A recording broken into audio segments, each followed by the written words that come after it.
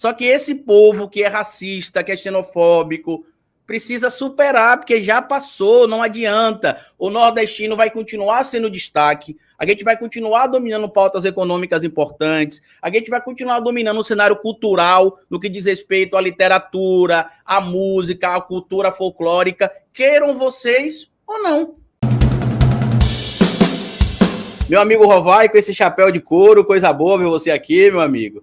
Com essa nossa influência nordestina, né, sendo atacada aí pelo vereador. Não é pano mesmo. É pano mesmo. É pano, mas aqui tem o chapéu de couro aqui, chapéu de vaqueira. Mas eu vou querer ganhar um do amigo quando eu for a Sergipe. Vou levar sim. Eu tenho acompanhado, Rovai, inclusive, essa discussão toda aí, né, sobre o trabalho alusivo à escravidão e a crítica aí do vereador, né, reaça, escravocrata do século XXI, que ele não tem noção nenhuma sobre o PIB da Bahia, sobre o PIB dos estados do Nordeste. Porque se ele fizesse uma pesquisa básica, por exemplo, ele descobriria que o maior PIB do agro brasileiro em 2020 é de uma cidade na Bahia chamada São Desidério. É o maior PIB nacional do agronegócio brasileiro. Está aqui, no Nordeste, aqui na Bahia. E se você for olhar, por exemplo, os números do primeiro trimestre de 2022, do segundo trimestre, do terceiro trimestre da Bahia, são muito superiores ao PIB do Brasil. A Bahia chegou a ter, em um dos semestres do ano passado, um PIB, Rovai, Idri, Azenha, de quase 5%.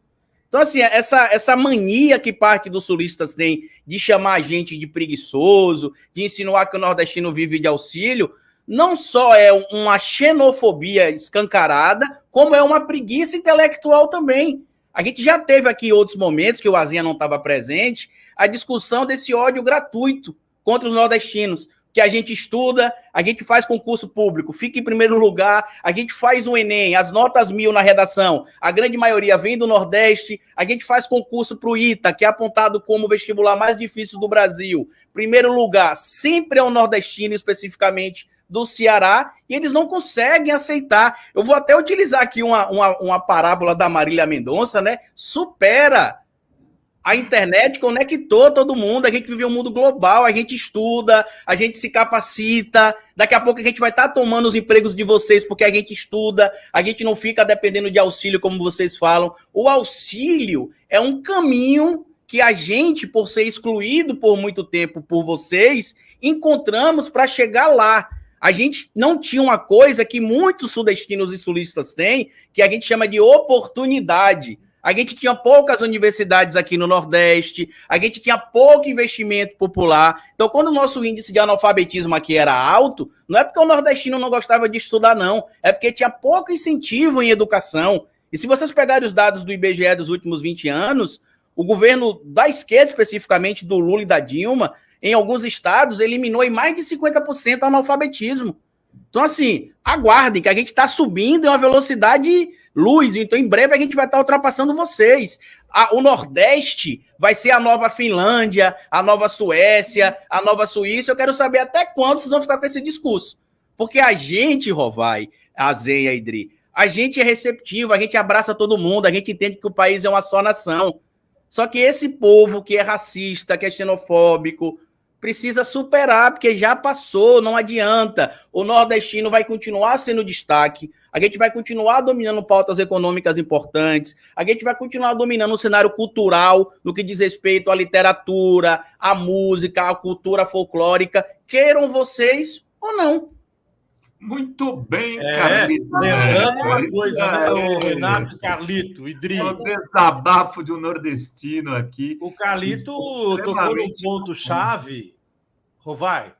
Dois dos 3 municípios que mais produzem soja no Brasil, o cara fala, não, você é amado lá, Rovai, em Sinop e Sorriso. Os caras amam você lá. Mas ficam na Bahia. São Desidério é um deles. Tem Luiz Eduardo Magalhães, Barreiras. Dos 3 maiores produtores de soja do Brasil, 2 já estão na Bahia. E assim, o povo do Sul, sudestino e sulista, não está se dando conta de que o consórcio Nordeste não foi uma invenção do nada. Ele surgiu no contexto da pandemia, mas Consórcio Nordeste, o Nordeste está começando a se relacionar diretamente com a Europa sem intermédio de ninguém. E a proximidade física do Nordeste da Europa o coloca numa posição chave para tudo que se relaciona à economia brasileira. Então, o povo tem que ficar esperto e começar a estudar, como disse o Carlito, estudar o Brasil. O Brasil está mudando numa velocidade muito rápida. E o Carlito tocou num ponto-chave. Quem que botou lá a Universidade Federal em Sobral? Foi o Lula. A Universidade Federal em Petrolina? Foi o Lula.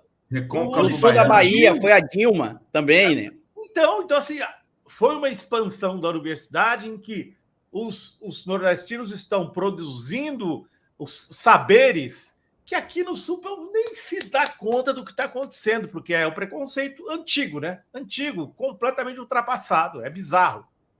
É porque eles vivem ainda com o pensamento, né? Eu acho que eles ainda estão lá no quadro retirante do Portinari, né? Imaginando que o nordestino ainda é daquele jeito, magrelo, esquelético, que não tem o que comer, que bota uma trouxinha no ombro e sobe em um pau de arara para ir para o Sudeste. Acabou. Graças à ascensão econômica que a nossa região passou a ter, a gente deixou de migrar de uma região para outra. O que está acontecendo é o efeito contrário. Se antes acontecia um êxodo do Nordeste para o Sudeste, hoje o que se vê é o contrário. Sabe por quê, Azenha? O custo de vida aqui é muito mais barato que nas regiões Sul e Sudeste. A nossa mão de obra é proporcionalmente valorizada, sim. O índice de desenvolvimento humano na nossa região tem aumentado. Em várias oportunidades, cidades do Nordeste estão entre as cestas básicas mais baratas do Brasil. A cidade que eu moro hoje, eu sou natural de Itabuna, no sul da Bahia, mas hoje eu vivo em Aracaju. Aqui a gente tem a cesta básica mais barata do Brasil. A gente tem a maior malha cicloviária do Brasil, quase 100 quilômetros de ciclovias em proporção, né, dada a outros municípios, na capital Aracaju. E a gente teve também em 2006, 2007, Rovai, Dri e Azenha, a capital da qualidade de vida. É como Aracaju é conhecida. Tanto que aqui hoje está cheio de sudestino, cheio de sulista, e pode vir que a gente abraça vocês, não se sintam maus. A gente aqui tem carro moderno, a gente tem internet, a gente tem celular, a gente tem televisão, a gente é igual a todos os lugares do Brasil. Talvez a gente seja superior na questão da educação, porque a gente trata todo mundo como igual. E eu acho que é isso que as pessoas não conseguem entender. E essa pauta me incomoda muito, Rovai, porque você vai lembrar que na nossa primeira reunião ano passado com o presidente Lula, eu deixei claro que o nordestino não é acessório de ninguém. O que o presidente Lula fez foi trazer oportunidade. Quando eu era criança, por exemplo, Azenha, meu sonho era ser médico. Até eu entender como é que era a Universidade de Medicina, quantas vagas tinham, que eu tinha de estudar às vezes o dia todo. E aí eu sendo filho de pai e mãe pobre, eu não tinha perspectiva de fazer medicina, porque na universidade privada eu não podia pagar, na pública eram poucas vagas, e essa perspectiva mudou quando o Lula se tornou presidente.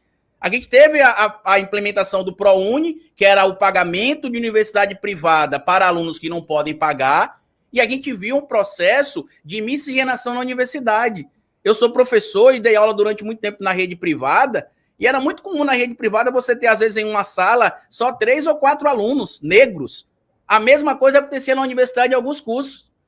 Vocês aqui, por exemplo, quantas vezes vocês foram no médico para encontrar um médico ou uma médica negra? Nunca. Isso começou a acontecer com frequência a partir do governo Lula. Antes disso era... Ter médico negro com os cubanos chegando aqui e também, bem lembrado. Formando as primeiras levas de médicos da geração Lula e Dilma, do ProUni, etc. e tal. Já enfermeiros, os cargos técnicos, na faxina, na limpeza, aí você vê, né, a maior quantidade de negros e negras. O Mauro estava falando hoje de manhã com a Carol D'Artora e a Dandara, 2 deputadas federais eleitas negras de Minas Gerais, hoje que tem que para quando entrar no lugar, virar o pescoço e olhar quantas pessoas negras tem no lugar onde você está e qual o papel social que elas estão ocupando. Elas estão só, né, nas funções de limpeza, aí você vai entender o que é o racismo estrutural no Brasil, né? Odri, tinha o Aloysio Biondi, o Azenha deve lembrar, não sei se o Carlito se lembra, mas o Aloysio Biondi foi um dos grandes jornalistas que esse país teve, assim. da época da ditadura, passando pela redemocratização, era um jornalista econômico extremamente criterioso e comprometido com os trabalhadores, com as pautas populares. O Aloysio falava, se você quiser fazer uma matéria de economia, vá à feira, não vá na Bolsa de Valores, né? Vai conversar com o povo, vai num açougue, enfim. E ele falava também o seguinte, o Brasil só será um país de verdade quando forem incluídos os negros e os nordestinos, né? Não tem condição de a gente se desenvolver e se tornar um país, uma federação, um país mínimo que tenha pretensões se a gente continuar só um país para brancos e sudestinos. E é muito verdade isso. Você vê que o crescimento do Brasil precisa do Nordeste e o Brasil se torna muito mais forte quando inclui o Nordeste e quando inclui os negros, né? Quer um dado, Rovai? Deixa eu trazer para você um dado aqui, ó. Primeiro trimestre de 2022, Bahia, PIB 2,8. Segundo trimestre da Bahia, PIB 4,8. Terceiro trimestre da Bahia, PIB 3,2%. Aí eu pergunto para vocês, compare o PIB do Brasil, porque uma vez eu falei isso publicamente, disseram que eu era pouco inteligente, né? Que é como algumas pessoas costumam rebater uma opinião que eles não têm como confrontar. Que eu falei, compare o PIB do Brasil e veja que em alguns períodos a gente vai ver que o PIB de algumas regiões do Nordeste, alguns estados, foram superiores ao do Brasil. E tá aí, o PIB do Brasil, em comparação ao PIB da Bahia especificamente, se a Bahia fosse um país hoje, a Bahia cresceria mais que o Brasil. Isso sem falar em outros estados do Nordeste. Vamos ter que tornar o Nordeste independente, como já dizia a música. Era da Elba Ramalho, aquela música? E ficam bravos na eleição, né? Porque o Nordeste né? Quem ganha é o Lula, né? Aloysio Biondi, autor do O Brasil Privatizado, um livro que fez tanto sucesso, que foi lançado em PDF. Então, se você está em casa, você pode ir na internet, baixar. É absolutamente essencial. O Brasil Privatizado, escrito pelo Aloysio Biondi. Ele analisa as privatizações, o assalto que foram as privatizações durante o governo do Fernando Henrique Cardoso. Um outro ponto que eu queria falar com o Carlito, existe um livro muito interessante, que é mais ou menos a invenção do Nordeste. Em que circunstâncias que essa região, que são tantas regiões, tão diferentes, em que circunstâncias que se decidiu chamar essa região do Brasil de Nordeste e a carga de preconceito que se criou em função disso.